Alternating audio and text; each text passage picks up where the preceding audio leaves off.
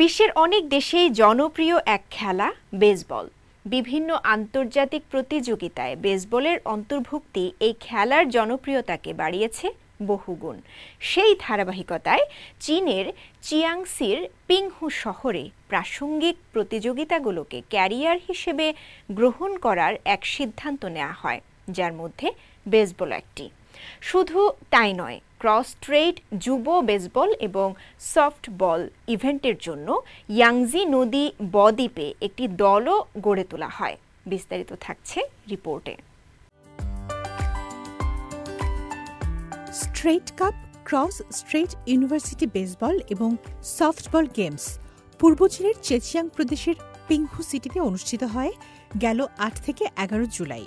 এই খেলা চীনের মূল ভূখণ্ড এবং তাইওয়ান অঞ্চলের ক্রীড়াভিত্তিক আদান প্রদানকে যেমন উৎসাহিত করে, তেমনি তরুণদের মধ্যে সৌহার্দ্য, সংযোগ এবং বোঝাপড়াও বৃদ্ধি করে।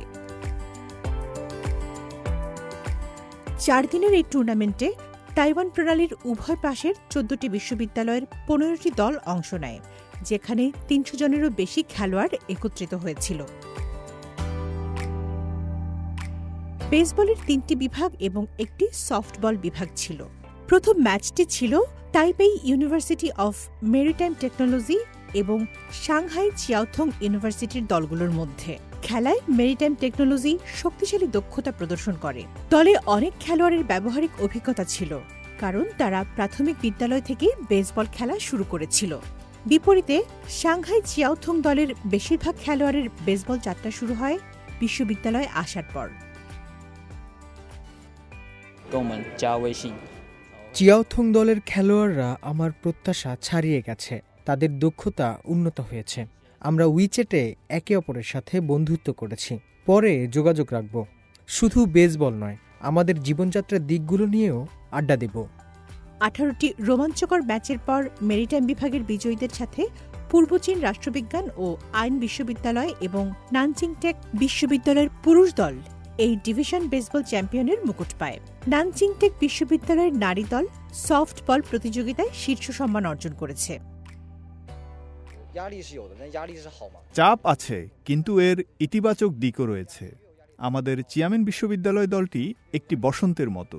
যত বেশি চাপ থাকবে, তত উত্তেজনা তৈরি হবে। আমরা যখন পিছু হটব, তখন আরও বেশি শক্তিশালী হয়ে উঠব। কঠিন প্রতিপক্ষের মুখোমুখি হলে আমাদের খেলায় উন্নতি হবে। অনুষ্ঠানটি সদ্য খোলা চুচিয়াদাই আন্তর্জাতিক বেসবল স্টেডিয়ামে অনুষ্ঠিত হয়। ১২,৫০০ বর্গমিটার আয়তনের ১,০০০ স্থায়ী আসন বিশিষ্ট অত্যাধুনিক এই ভেন্যুটি ভবিষ্যতে আন্তর্জাতিক বেসবল ইভেন্টের জন্য একটি আঞ্চলিক কেন্দ্র হয়ে উঠতে প্রস্তুত। মাঠের বাইরে অংশগ্রহণকারীরা মোস ম্যানর শহরের জাদুঘর এবং কিছু শিল্প পরিদর্শন করেন।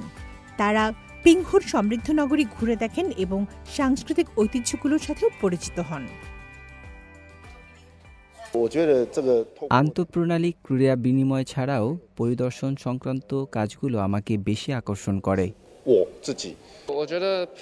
আমি মনে করি পিংহু শিল্প সমৃদ্ধ একটি সুন্দর জায়গা। বিশ্ববিদ্যালয় স্নাতকদের ক্যারিয়ার গড়ার জন্য অঞ্চলটি বেশ উপযুক্ত। অংশগ্রহণকারীরা পিংহুর উদীয়মান অটোমোটিভ প্রযুক্তি কেন্দ্র এবং তাইওয়ান অর্থায়িত নানা প্রকল্প ঘুরে দেখে শহরের শিল্প উন্নয়ন সম্পর্কেও ধারণা অর্জন করেন।